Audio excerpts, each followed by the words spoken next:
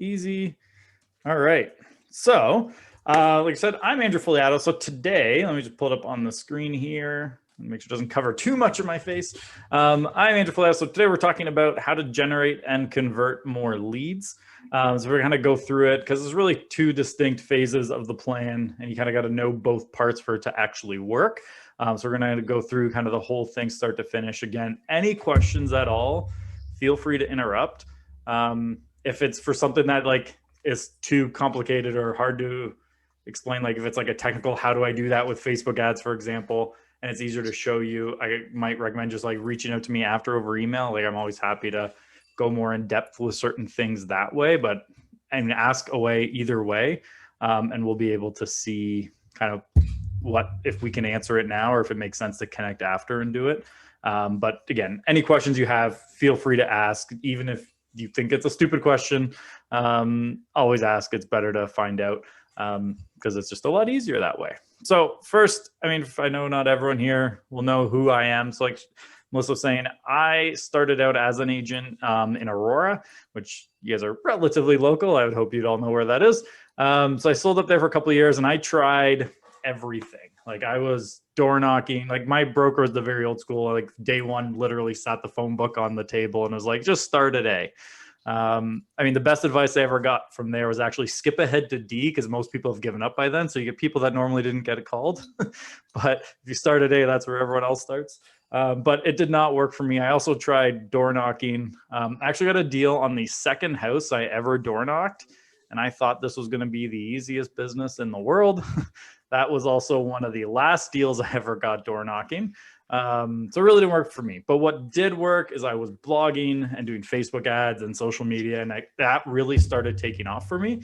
And as that started working for me, I started jumping in and my brokerage had me doing training. And then that kind of led to me accepting an offer for one of the big brands to train agents kind of across North America. So I ended up kind of traveling, training agents. But then every time I did that, people just said, can we just hire you to do it for us? You only hear that so many times before you start taking it to heart. Like I remember funny enough, my first day in real estate, I met the guy who became my mentor. And he's like, Andrew, I'm going to give you the secret to getting rich in real estate. And I was like, what's that, Marcel? He's like, just sell to real estate agents. And it's kind of funny that that's ended up where my career went.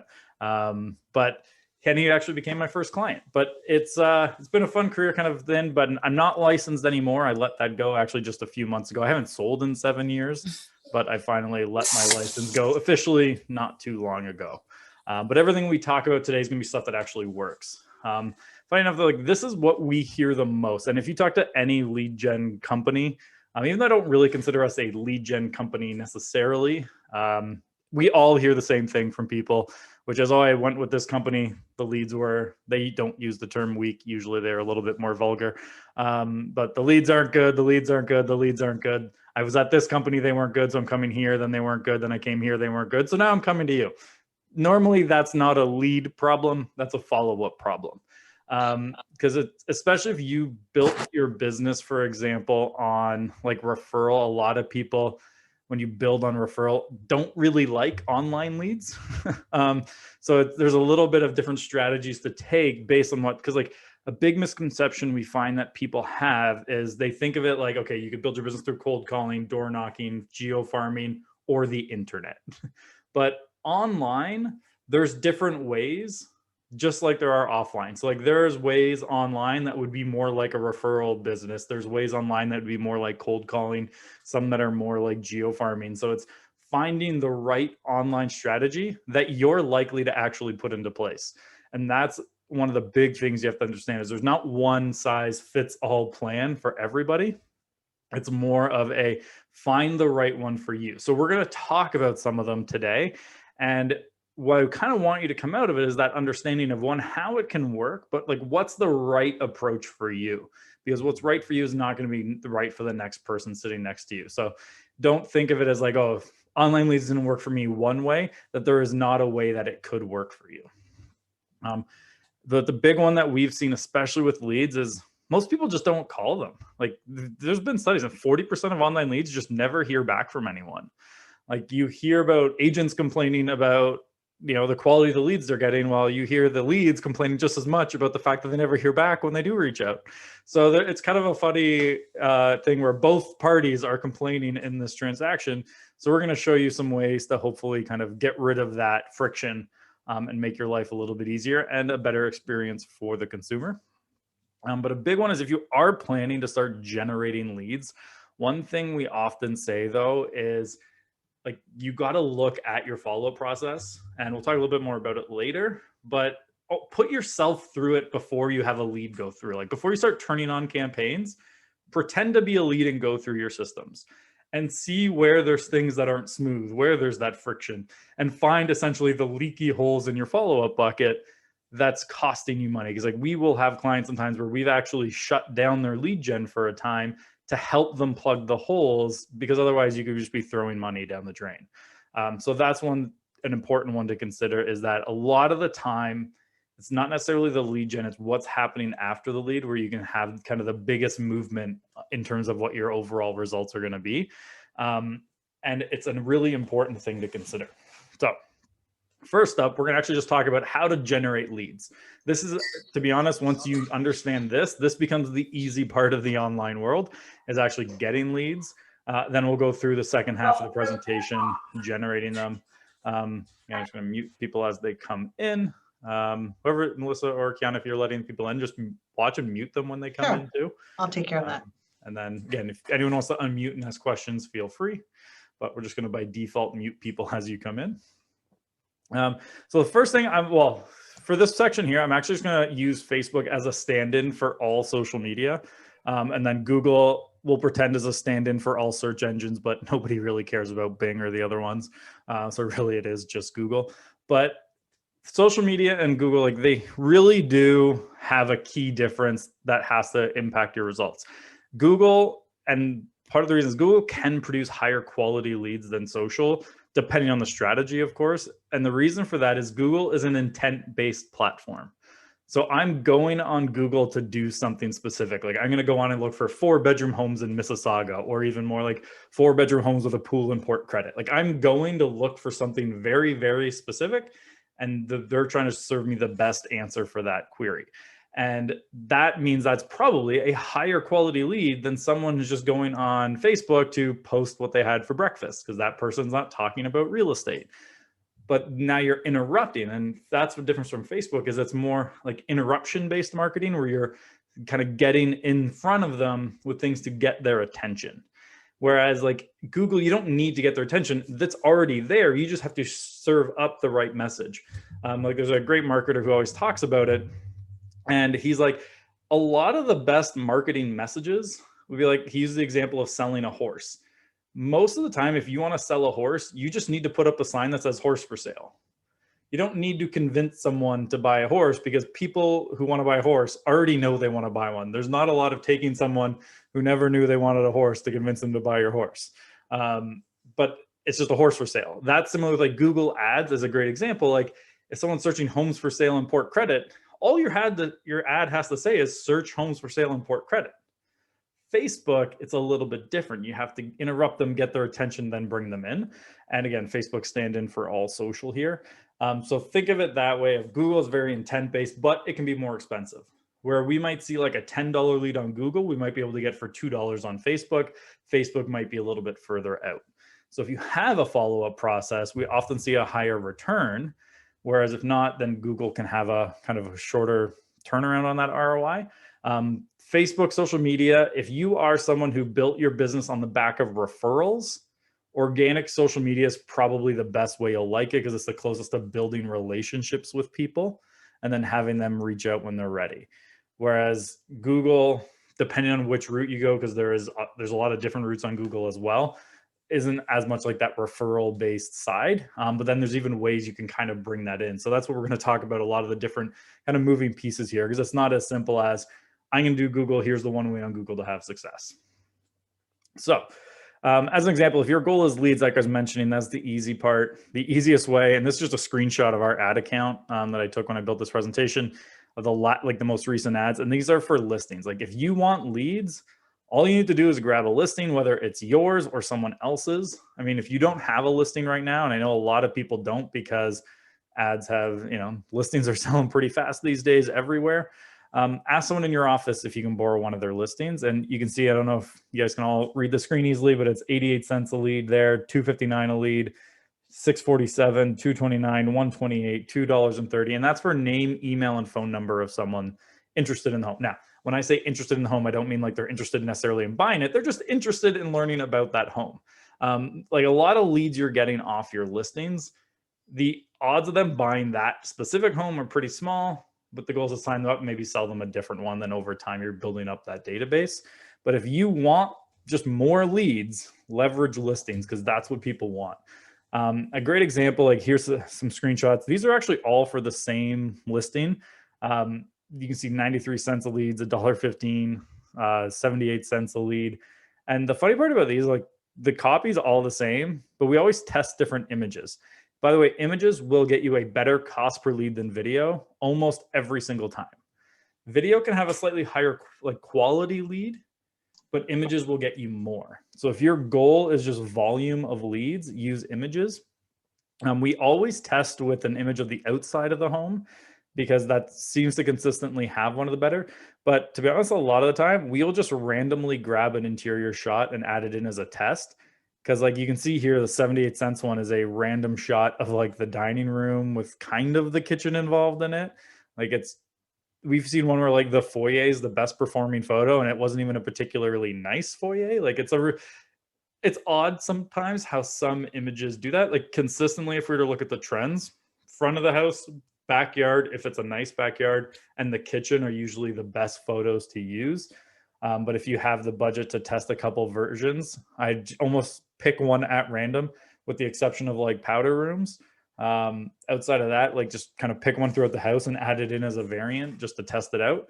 Because we find that every now and then those random ones can perform pretty well. So do like to test those quite a bit. But simple, the way that we write these ads, think of it like a movie trailer. You're giving people just enough information to get them excited about the home, but you're not trying to give away everything. That's how you get, like, if you want the most leads, just take the price out. And you got to give your name, email, and phone number to get it. If you hate dealing with the objection when you get someone on the phone saying, oh, no, I just wanted to know the price. Leave me alone. Then put the price in. And that's where it's like finding that sweet spot for you. So like the first ad, maybe you take the price and address out. The next one, you put the address in and keep the price out. Next one after that, maybe you put price and address in and just leave a little bit more out. And it's testing for you where that sweet spot is. And there's no one right answer for everybody. Because again, like, and I'll say this a bunch of times at different points, there's different like ways for different people that work better for them. Like I would say most of our clients leave the price out of their ads, but there's still a sizable percentage that would like to have the price in there because they'd rather deal with people who already know the price. The higher the price point you work in, the better it is to put the price in. As if you're selling like a $3-4 million home, put the price in. It's just going to save you a lot of headaches. Kind of at the mid to entry level of the market, that's where it's more like successful to take the price out. But definitely if you're selling luxury homes, I would highly recommend putting the price in. You will every now and then get comments from people saying that you're responsible for the rising prices. And I mean, I wish all agents had that power, but it's just something I deal with. One of my favorite things though about comments, and I know a lot of people say like delete them because you can like delete and block. I actually favor leaving the comments there and responding to them. Unless they're telling you where to put something or something like that, delete and block those people. But if it's like you're responsible for the market or whatever, be like, respond to those people. One of my favorite examples of this, we had a client in Calgary and we ran a campaign for them around the idea of like, here's how you can own a home for $800 a month. And one of the first comments, I believe, was something along the lines of, you irresponsible realtor, you should have your license revoked. It is impossible to own a home for $800 a month. You're misleading people. I should be reporting you, and I hope your brokerage strips your license. Like, it was a very angry comment from this person. He responded to them, and he said, actually, my client Rebecca just bought a home. We bought a home with a basement apartment, which she's now rented out. Plus, there was 2 extra bedrooms in the home. She rented one of those out to a friend. So she had a total mortgage of this. The basement tenant was paying this. Her roommate was paying this. That brought her monthly carrying cost down to $800 a month. Yes, she had to make sacrifices, but it is possible if you want to own a home to own one for $800 a month. That comment as a reply got more likes than the main post itself because people read comments and that's who you're responding to. You're not actually trying to convince that person who made the comment. You're trying to respond to people who come to like read comments. Like Facebook comment sections on ads are like, it's like a sport for some people. Like it's their favorite part of ads, like reading through all the comments. And that's who you're responding to for it, is those people. Like you're not convincing that person, you're convincing everyone else who's coming to read it. Especially if they say something like, this home is overpriced. That is the perfect opportunity to come in here and now defend it for your client, because what's going to happen is other neighbors will see that and they will see that you can justify the price that you're asking. Then they might think, maybe I want that person selling my home. And so again, you're not trying to convince that person, you're trying to convince the other people coming to read comments. So unless they're being rude to you and saying like really inappropriate stuff, then I would just leave it and respond to it. If they are being vulgar, different things like that, sure, delete and block them. But if it's about like prices or anything like that, respond and engage with them and show your expertise. If they come back at you again, you don't have to get back and forth. Eventually what I will just say is just like leave a comment that's like, you know, I got to jump over to a showing with a client, but if you'd like to talk about this more, here's my email or my phone number, depending what you'd like to give away. And you just kind of take it offline in that sense. But it's, again, great opportunity to showcase your expertise there. On your websites, this is a big kind of thing we hear a lot about, and this is an easy way to generate leads from the traffic, is forced registration. If you're doing Google ads, this is the most predictable way to get leads. So forced registration, someone comes to your website, and there's a couple different ways you can do it, but essentially to look at properties, they have to register on your website. The most easy or the most predictable way to get leads is to have it to look at anything you need to register. You could set it to, you could look at, you know, 1 or 2 photos and then register. You could set it to look at 1 or 2 properties and then register. Basically, the further out you push registration, the less predictable your lead flow is, but the higher quality lead in theory that's going to come through it. I mean, to oversimplify all online marketing, if you want higher quality leads, make it harder for someone to become a lead. The further, like more hoops you put in someone's way to become a lead, you will get a higher quality lead out of it. The more you let them see for free, but again, less predictable if you do it. And if you remove forced registration altogether, like I was actually on recently, I don't know if you guys know who Justin Haver is. He has a 73 agent team out in Calgary. I think they're the #1 in Canada, #1 selling team in Canada. He gets about 200 leads a day off his website. But I believe he was spending and that's without forced registration, but he was spending $4,000 to $5,000 a month for 12 months till he started getting leads from it. Like it was a big investment to do it that way. Whereas forced registration, if I start ads with this, I can get leads today. Like you can start getting them right away. But if you don't have forced registration, it's a longer term play, but there is a lot of value there too. The main problem with forced registration, besides like the user experience, is Google does not like it. Google doesn't like you putting roadblocks in people's way. So if you're going to do forced registration, to a degree, you're sacrificing SEO to rank. Now, the odds of most of you outranking like a realtor.ca, a remax.ca, a royallepage.ca, like organically, is pretty small. Unless you're going to invest major dollars. So for most people, it's worth it to do forced registration. The other main consideration here is this a like experience I'm happy to have consumers? Personally, if I went to sales today, like back into sales, I would not do forced registration. But that's just because that's how I would want consumers to have an experience on my website. There's no right or wrong here. It's what's better for your business. See a question. If you're doing a just listed paid ad, when do you do the forced registration? Right away, or do you send them to do a bit of a loop and at the end, the registration? With Facebook ads, we actually use what's called a Facebook lead ad, where we actually register them on Facebook, because when they click on the ad actually pre-fills in all their contact information and they can just hit submit and keep going. So it's not like a big deal for them. It's a very simple process. They just hit submit. The main downside of Facebook lead ads is it's kind of like Apple's terms and conditions. It pops up, people click on it without realizing what happened. So you'll get a certain percentage of your leads that have no recollection ever opting in.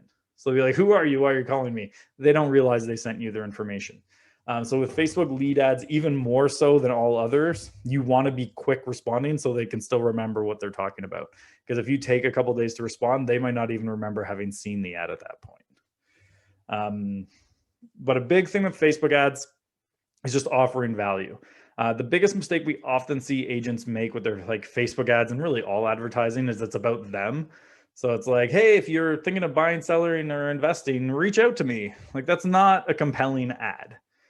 What consumers want is something of value to them. So when we run ads on Facebook, we're looking at what can we give someone that's of value to them, and ideally, what's something of value to them today. Like, what can I give them that they can go do today to actually get some type of result? So in the example here on the screen, and I'll kind of go into a little bit more in depth, we've created a guide on how to prepare your home for sale. And it's literally like a 3-page guide. They can print out and actually walk through their house and check things off as they go through their home to get it ready for sale. And it's just a very simple thing that's a quick win for them. The reason we came up with this one is my first couple of clients, we actually talked to some of their past clients and we started like basically doing interviews. And what we found, like when we ask agents, what do clients care about the most? And like all that and questions around that, all the agents kept saying was, well, they just want to know what their home will sell for. They want to know what their home will sell for. They want to, it kept being around price. When we started talking to the actual sellers directly, they kept going on about the stress of getting their home ready for sale. They want to make sure they could prep their home the right way. Like that, what was causing them stress, that was the bigger concern to them than necessarily the final price. So that's why we developed this, which was a guide on how to prepare your home for sale. And this is something easily that you could all create. Like you can sit down today. Like if I asked you to come up with 10 things someone can go do today, or even 3 things someone could go do today to get their home ready for sale that would get them more money, you could probably all write down 3 simple things. Like a popular one that's like a really simple one is like, go paint all the baseboards cloud white, for example. Like give them even the paint code of like that specific color that's better. Like, yeah, they might not get a lot more. Maybe it's $500 and it just shows the home a little bit better as an example. But here's 3 simple things you can go do today to get more money for your home when you sell. That's a good lead magnet because it's quick, it's to the point, and shows you're an expert at what you're doing. You don't need 80-page ebooks on how to sell your home from start to finish. Like if you think of the selling and buying process as like A to Z, your lead magnet only needs to go A to B. You don't need to take them the whole way. Like you just need to get them a quick win of something of value. Like first time buyers, the easiest one would be something like a guide on how to, like what your financing options are for a first time buyer, or like what grants might be available or anything like that. But again, something short and sweet. At the end of the day though, the best lead magnet is homes. So if you have a listing, it's just the listing information itself. If you don't have a listing and you can't borrow one from someone, a list of homes. That's what people like the most. Because at the end of the day, most consumers don't actually care about agents. They care about where they're going to live. And it's important to keep that in mind when you're doing the marketing is they want a home. Like even when they're thinking about selling their home, they still are thinking more about where they're living next most of the time. So like right now, because of the cost of seller ads, one of the most effective seller campaigns right now is actually targeting ads to like their next home. So advertise the type of home most people would have to buy, like sell their current home to buy, because it's easier to get the seller leads by targeting where they're going next and then talking to them about their home that they'd have to sell to get there. So focus first on that because that's what people care about the most. And one of the next biggest mistakes we see with people online is the thank you page. What happens a lot in online marketing is you come to the thank you page and most people put is, thanks, we'll be in touch. I always liken this to dating. This would be like going into the bar and being like, hi, my name's Andrew, what's yours? And then they're like, I'm Melissa, and be like, great. And then you walk away. Like, no, like more has to happen here for anything to be successful. Like this is the start of your relationship together. Like maybe now you ask them to buy a drink. In this case, in the real estate ad, they opted in to get a guide on how to prepare their home for sale. Your version now of offering to buy them a drink is great. Now, if you're thinking of selling your home, would you like me to tell you how much it could sell for? Fill out the form below and I'll let you know what it could get if you listed it for sale today. They opt into that, be like, great, do you know where you're moving to next? you can go here and search for your next home. Just click below and you can start looking for listings that might fit your budget. You can guide them along the path by offering them value. The other beauty of putting multiple offers there after they opt in is now you're giving them something to do that gives you a little bit more flexibility to not have to call them right away. Like, yeah, they've all, like the stats show, if you can call in the first 30 seconds of a new lead, that is the best conversion rate possible. But we also know, like, that's not always possible, especially if you're a solo agent, to call every lead within 30 seconds. Like if you're out with a client right now doing an offer, you can't be like, sorry, someone just inquired on my website about something. I'm just going to jump away, leave you alone with your offer for a minute and go take this lead call. Clients don't really appreciate that. So this kind of type of thing where you're providing them more value and something to do can keep them busy to give you a little bit extra flexibility to get to them. And then you can also have like automated texts and emails going out type of thing. But the double dip offer, I only named it that because I love Seinfeld, is putting in a secondary offer after they opt in. And we've had as many as 7 deep in offers. Like they went from one to another, to another, to another, to another. And then you can also start doing things like retargeting them with that same offer. You can repeat that offer in your email follow-ups, but have something to offer them. The other option here is what's called the Godfather offer, literally just named because the guy who came up with it is a fan of the Godfather. But the idea being, if you think of like all leads that come in, maybe 10 to 20% are actually thinking of moving in the next 90 days. What's an offer you could make to them that they couldn't refuse if they're thinking of selling? So as an example, if I was thinking to sell in the next 20 days, I opt in to find out what my home was worth. After I opt in, I see an ad that says, if you're thinking of selling, book a call with me about selling your home, and here's what I'll give you. HD photos, HD videos, we'll stage your home, we'll send cleaners out, yada, yada, yada. Like basically you list out everything you do for sellers. We've had some clients offer more on top of what they regular offer. 99% of our clients just write down what they already offer everybody. It's a really, really simple way to do it that actually gets results. The upside of this is people who opt into that, and we've seen as high as like 18, 20% of leads opting in, is these are much higher quality leads. The downside is for that other 80% or more, that offer is basically irrelevant to them because they're not actually thinking of selling right now. So then you need to think of a plan for that stage of it. But this is one really good thing, is either the double dip offer that gives them another piece of value, or a slightly more aggressive Godfather offer that's trying to identify those people ready to go now. My recommendation, if you're not sure which one to do, test both, see what you like better. This is another example. This is one I always like to give. I know you can't read this. Don't worry, I'll tell you what it says. The point of showing you this long ad here is a lot of people have this misconception that everything has to be short online because people have short attention spans, which I think is a load of crap. People don't have short attention spans. People will sit and binge watch shows for hours and hours and hours. Like now that all the Marvel movies are out where they are, like, do you know how many people I know talking lately that they've binged all like 20 plus movies and then WandaVision in like one weekend because they're like, people will sit and watch or read really good things. What people have a really short of is a consideration span. They only give you so long until if they're going to decide if they're going to engage with whatever you put out there. So an ad like this that's a bit longer, it can work. The idea behind this ad particularly, it was a seller ad, $12 a lead. And basically the idea was we had a client, had a bunch of buyers left over from the year before that didn't buy. So in January of that year, we just put out an ad that said, you know, we got 15 people who couldn't buy a home last year because nothing on the market worked for them. If you'd like to sell without having to put your home on the market and having hundreds of people come through your home, I have buyers already. We can maybe even sell your home without having to go through that pain of listing on MLS. Now, what we did with the rest of that ad is we thought, what is every objection someone would have if we said that?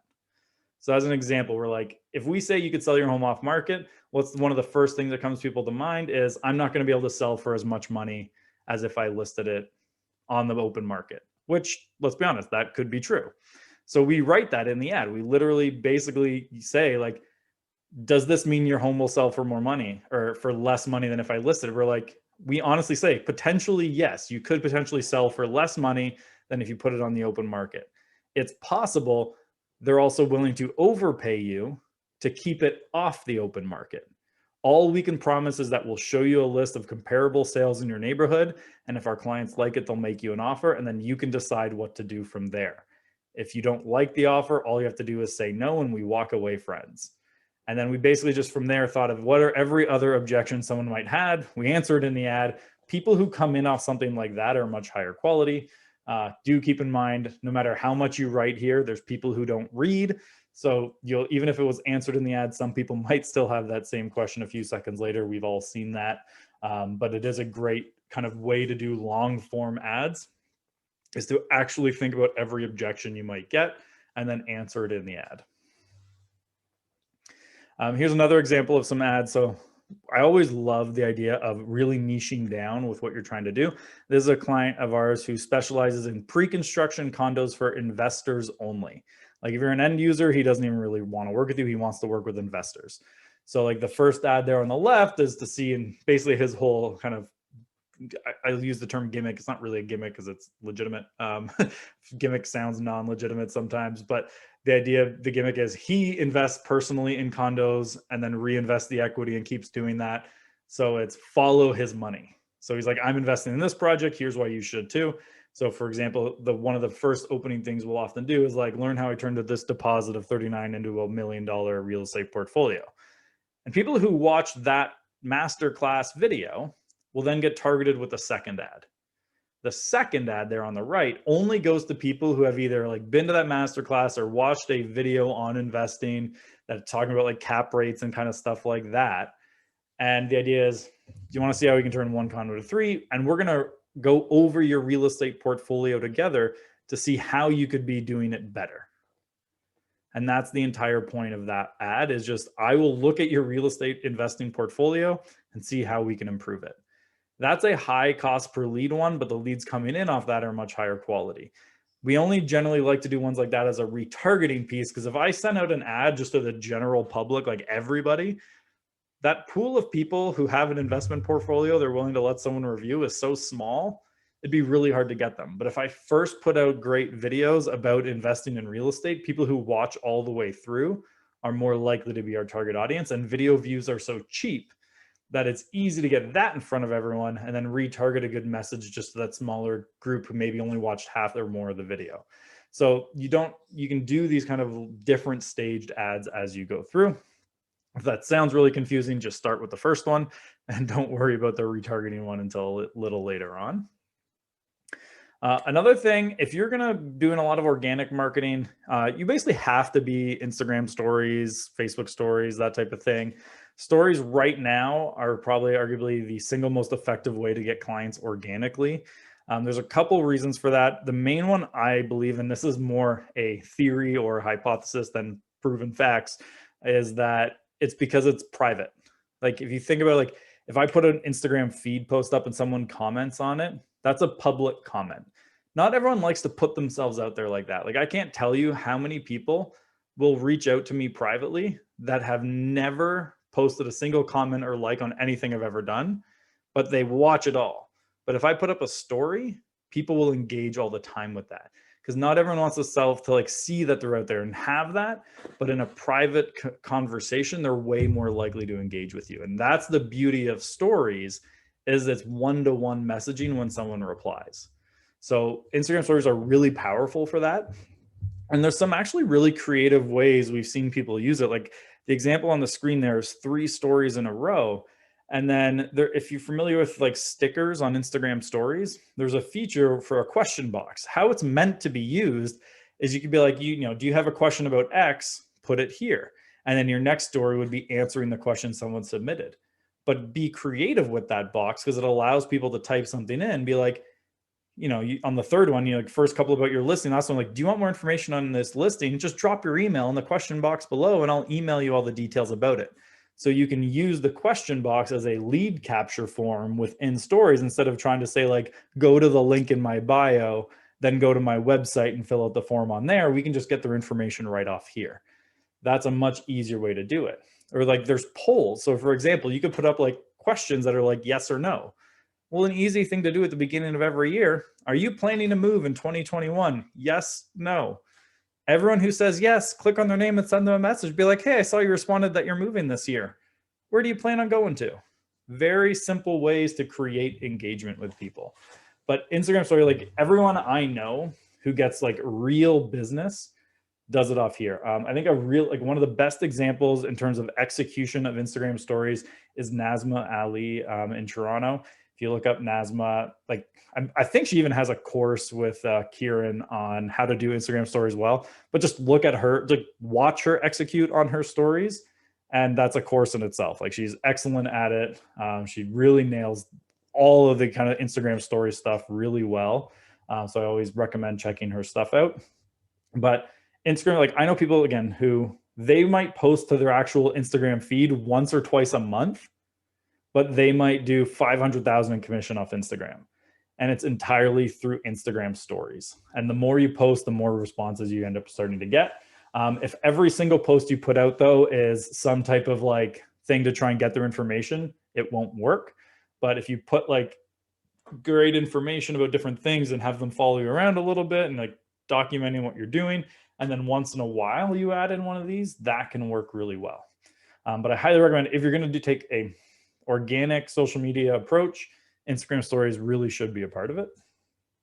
So that's generating leads. And like I was saying at the beginning, that's just the first part. The real stuff is on the conversion side. This is where the big differences are made. And we find that most agents come and they think like the biggest challenge is like, how do I get leads? How do I get people to reach out? And when they finally get to the top of the mountain, they realize that that was actually just the hill before the mountain started. The real problem here is getting to the top of the lead conversion. Like it's hard and they fall off. Like most people, when we talk to them who say like, oh, I tried leads, it didn't work. It wasn't a lead quantity issue. It was a conversion issue. 9 times out of 10, that's what it is. Like, yes, once in a while they didn't generate and some few tweaks here and there, you can get leads, but having a plan in place to convert is really where the difference is. And if you have a plan, you can get there. So we're going to walk you through the stages. And one of the issues we've found is that people don't separate the 2 main phases of lead conversion. So we'll talk about them. Ultimately, the main goal of all your lead conversion, if we're going to simplify it, is to create as many conversations about real estate as possible. Going back to like the dating argument, if you just talk to more people, you're likely at some point to find someone willing to go on a date with you. If you don't talk to people, you'll never find out. And you have to have conversations. Like you can't just go up and be like, hey, you want to get married?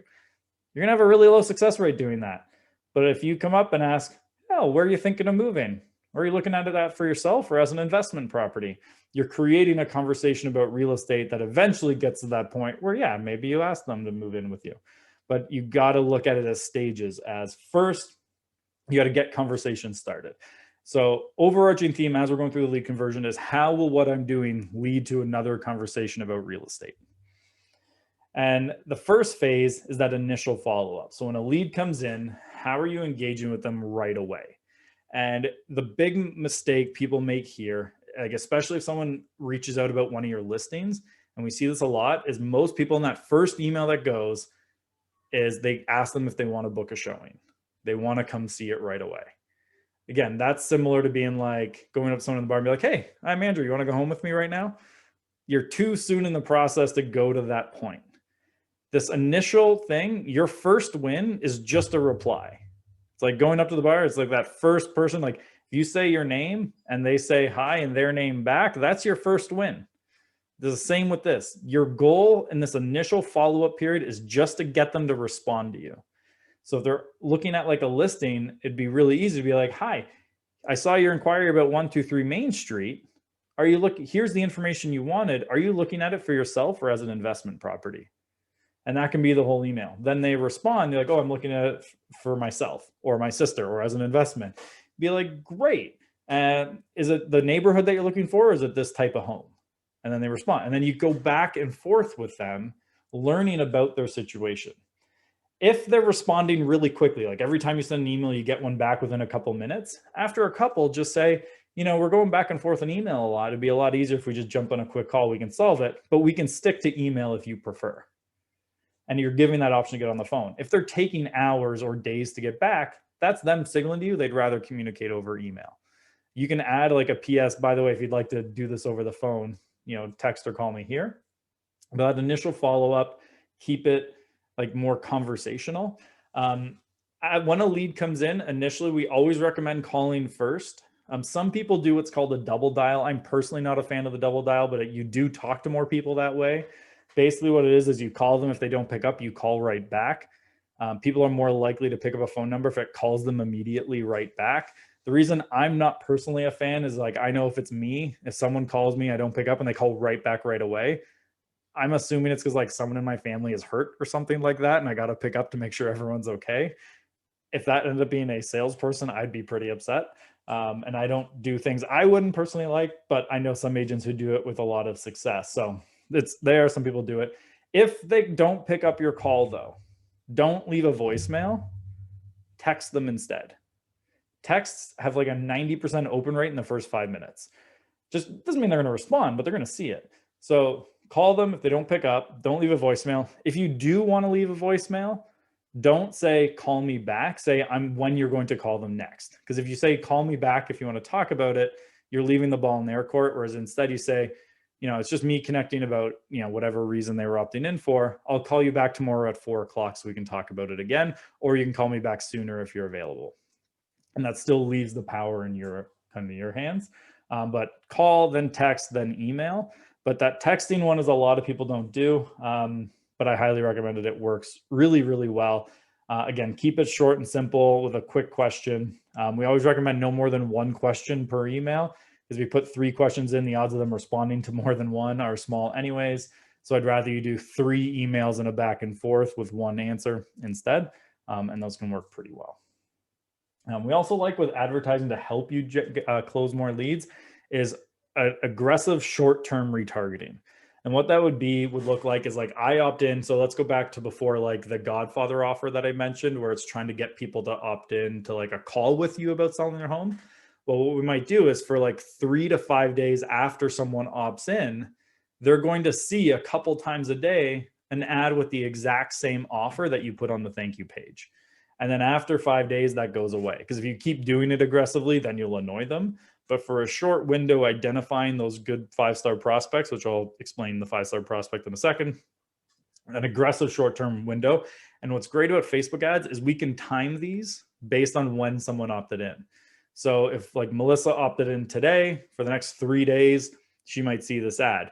If 4 days from now, Alex opts in, that's when his 3-day ticker starts. And Facebook allows you to set up ads that way, where it's like a drip campaign over email, but instead you're dripping ads based on the actions they took.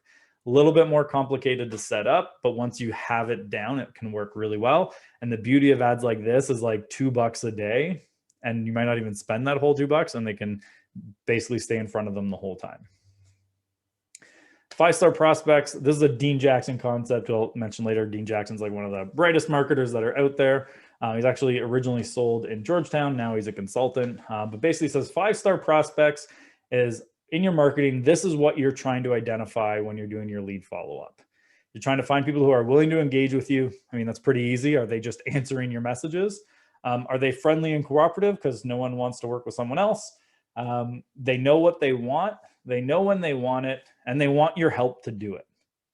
People who can check off all 5 of those is who you give most of your attention to. But when you're going through your follow-up process, this is what you're trying to find out from each lead. So just think about like the questions you're asking, the messages you're sending out. Do they help me identify these 5 pieces here for each lead that comes in? Because once you can check off all 5 of these, you're good to go with that person most likely as a client. And then the big thing here is even between like one thing we see a lot of people do is they do ads for like when they get a listing only. But the problem there is like you get something to sell. Now you're trying to get an audience to sell it to. If you focus on always building your list of people, now you have an audience already, so that when you do have a listing, now you can show it to them instead of having to build the audience once you have something to sell. So even when you're between listings, stuff like that, focus on building an email list. Email, like people make fun of it. It's one of the most underrated pieces of a digital marketing strategy. Like Facebook, you could be kicked off tomorrow and never allowed back on, but you'll own your email list. like Just Sell Homes, we accidentally, and Facebook 100%, it was their fault that they screwed up. They banned us for 7.5 days because of a mistake with their algorithm. So for 7.5 days, we couldn't run an ad. We couldn't run clients ads. We were basically locked out of the system entirely. And it was literally basically at the end, they're like, oh yeah, that's our bad, except it's Facebook. They don't actually apologize. And after 7.5 days, we just got back on, and that was it. But that happens more than you think. That something like a Facebook or something like that can essentially take you off their platform with no warning and by accident. And it can be forever to get back on. But if you have an email list, you own it. So focus on always building your list, building up your database, because you want to have something you own that no matter what platform, because like tomorrow, Facebook could go the way of MySpace. Then at least if you have an email list, you can now send them and connect with them on other platforms. I think one of the greatest examples of this, I know most of you will know who this is, Chuck Charlton. He does with Milton Daily Homes. It's just a coincidence I have him here. I use him in all my presentations. I didn't just cherry pick one of your people. But Chuck is a great example of this with his Milton Daily Homes program, where he run ads for him, kind of getting people to sign up. Because what's nice now is he's constantly building an audience, whether he has listings or not, or what's going on, but he constantly has people he's staying in touch with and getting in front of them and building trust. That's what you want to have, is some sort of regular email. You don't have to copy what Chuck does from an email perspective. There's so many different ways you can do it creatively. People, like I was saying, underestimate email. There is no sending too much. Like if you're sending a monthly newsletter, I don't think you're emailing enough. To me, all of you should be emailing at least once a week. You could arguably do it more. The running joke in internet marketing is only send emails on days you want to make money. Emails work. The key is, again, back to what I was talking about before, of like with long form versus short term content, is it's not that people don't want emails, it's that they want good emails. Like there's people who have 100% open rate. Like your mom has 100% open rate if she emails you, unless you have a really bad relationship with her, but that's a whole separate thing. But your mom has 100% open rate because you want to read it. So what can you email people that they want to read? I think Chuck does a brilliant job of this, of giving them information they want, but finding something that you can send regularly that's of value. And this is where knowing your audience and knowing what's of value to them is really important. Not just sending like a fluffy generic email necessarily, but something of real value. And don't forget, like value doesn't always mean like something that can make the money. Like putting a smile on someone's face can be a form of value. As long as they like what they're opening and look forward to getting it, that is value. So like, as an example, like the newsletter that we send out through Just Sell Homes, if you get it, at the end, we'll put like the puppy of the week or like random cute animals at the bottom. People will be like, some people will be like, I think you could take that out and save yourself some time. You'd be surprised at how much feedback we get that's one of their favorite things of the email, is seeing like the random puppy or koala or panda of the week or something like that. Like putting things in there that are interesting or cute or fun, assuming that's part of your brand, there is value there. But having something that you can always invite people to that they'll get. And like one of the reasons I want you to think about creating something unique is, and I'll give you the example from when I was selling. I was at an open house one time, and you guys have almost probably all experienced this at some point in your career. And I offered the person who walked into my open house and said, if you want, I'm happy to sign you up for the emails of new listings as they come out. And we've all done that. Prospect match on Treb. We're like, yeah, no, I'll sign you up for this. And it was eye-opening for me because I was pretty early in my career. He turns his phone around and goes, yeah, I would love that. Do you mean like, is it like this email? And he opened up his phone and he had 5 different agents, all the same email, their name in all caps with properties of interest in the subject line, but it was 5 different agents emailing him the same thing. And so right there, I was like, all right, I have to change how I do this because I'm never going to stand out if I'm like literally subject line's the same, all caps, my name is the same. I am not doing anything to stand out doing it that way. I want something else I can send out. So we started looking at like, what else could I email, or could I present the same information in a more creative way? I think that's what Chuck does brilliantly with Milton Daily Homes, in the sense that like he adds his expertise and input about what he thinks of some of these properties. But that's a really important thing, is how can what I do be different than anything else they're getting? Question, do you have good sources for valuable content, not just real estate boards, association, banks, or CMHC? Any other source you recommend? I mean, depends on who your audience is, right? Like not all your content has to specifically be real estate. Maybe it's community based. You have to look at like, who's your audience? Like if for example, I worked with one woman who her audience was working moms. That's her niche. Turns out stay-at-home moms didn't like her, but working moms loved her. So all the content she put out there was actually nothing to do with real estate. It was like resources for working moms. Like, you know, here's like meal in a box places. Here's like fun activities you can do when you get home with your kids. Like, her valuable content that went out regularly was like a roundup of things that working moms would find of value.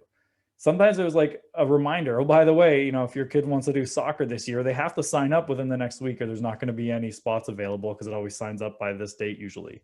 Like things like that of value for people that shows you're a local expert can also be your form of value. But you also have to know, like my client who does pre-construction condo in Toronto to investors, if he sends something about soccer league sign up, they're going to be like, well, what is this stuff? Like, this is meaningless to us. Like, it has to be specific to the group you're going after. In my experience, there are a lot of agents who want to focus on online leads, but where should they draw the line? I feel like online leads can eat up a lot of time in the beginning. At what point does it become unproductive? Not every lead converts right away.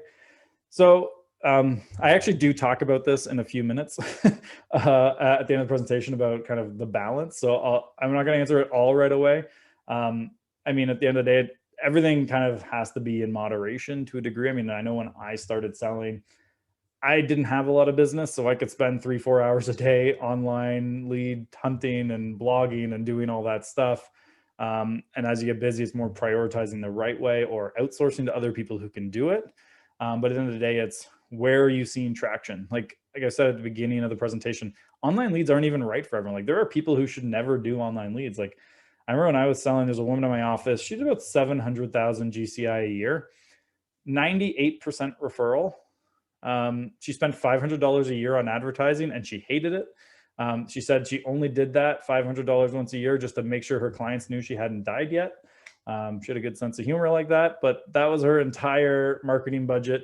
She is never going to do online leads ever. Like there's no point for her to do it. She has a very good book of business. She has very low expenses. She does very, very well. Like, and she would shoot herself if she had to do that. Like she's so focused on just like enjoying conversations and like she works 16-hour days for 9 months a year and then leaves for 3 months. But that's her business. Online leads aren't right for her. I mean, if you're planning on retiring in the next 5 years and you have no social media presence, maybe it's not worth spending the time to get it up and running if you're going to be gone in 5 years. If you're going to be in the business long term and you don't like cold calling, you don't like door knocking, you don't like doing that stuff, then yeah, you probably want to get a social media presence going. If you just the email, if you can more than once a week, do you recommend always sending via specialized programs such as MailChimp, Constant Contact? It depends on the emails you're doing. Mass emails have a program to do it, whether it's MailChimp, Constant Contact, RLP Sphere, or whatever you're doing it from. But there is a lot to be said for other emails that go out. Next up, well, it didn't go to the next screen. Here we go. Yeah, well, we already talked a little bit of weekly emails because I jumped ahead of myself there. But send out weekly emails. They're very valuable. One thing I always like to point out, because I mentioned it before, Dean Jackson has one of the best things I've ever seen for online leads, which is the 9-word email. I bet all of you at some point, whether it's online or open house, old leads or anything like that, has a pile of, to you, a dead lead somewhere, which means like these are leads that never went anywhere or never answered you, and to you are essentially garbage now. Dean Jackson actually has something here that can help you. The first time we sent this out, we sent it out to 309 or 310 leads. I'm forgetting now exactly. But these were all leads that were 3 months or older that had never answered a single thing ever. And we sent 309 emails out, the exact same email, obviously, to all of them. 10 of them responded. It turned into 3 deals. We just had someone else try it recently. He sent it out to about 1,200 of his all leads that were older than 3 months. And by the end of the day, he had booked 40 calls on his calendar. And he sent it out in the morning. Like it works. It's a very complicated email. The subject line, if you work in Mississauga, is homes in Mississauga. And the email said, hi, are you still looking to buy a home in Mississauga? And that's it. You just send that out to all your dead leads. And you'd be amazed at how many people respond. It's a great way. And like, we've actually tested this. Don't start adding things into this email that's like, hi, hope you're doing well and your year's off to a great start and you're staying safe and healthy. Are you still looking to buy a home? All that fluff decreases the amount of responses you get. Yes, you will get some responses of like, never email me again. What are you doing? But you'll also start more conversations about real estate. I always recommend the 9-word email is a great way to start conversations with people. But back to that other question, big thing people do with online leads is they forget about their own database. I always want to emphasize the fact that online leads has a goal, which is to add people to your database. Like your database is what makes you money. Online leads, you should be just trying to find people in that you can add to your database, but it's still your database that makes you money. You want to focus on them as much as possible. I have seen this a lot where people get really caught up in their online leads and they start neglecting their database. Actually, like I was mentioning before, Justin Haver out in Calgary, like he has to spend a lot of money, but his business is like 90% new business. He gets actually very little repeat and referral, but it's because they're so focused on that machine they've built that generates leads. They could add so much more to their business if they also added in all those people, but those people they've already paid to get. He knows that, he's now working on it, but that's like his latest project is because they got the lead gen side down.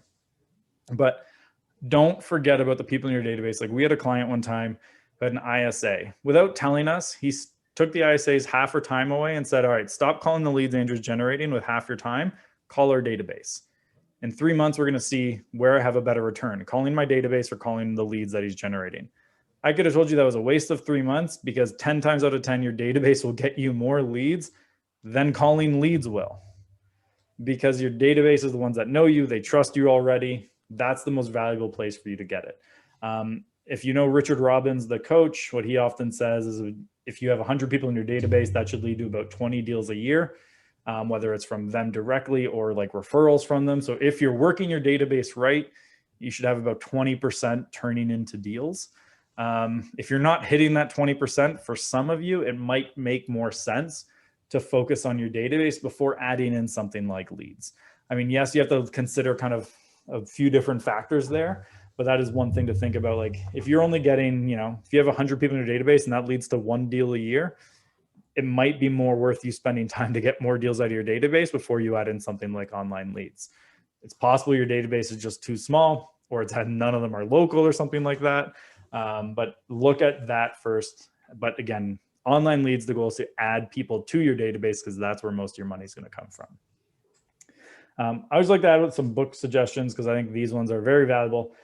Exactly What to Say by Phil Jones. He actually also has one now called Exactly What to Say for Real Estate Agents. He wrote that one, but it literally like he just gives you phrases to say and put it in your messaging.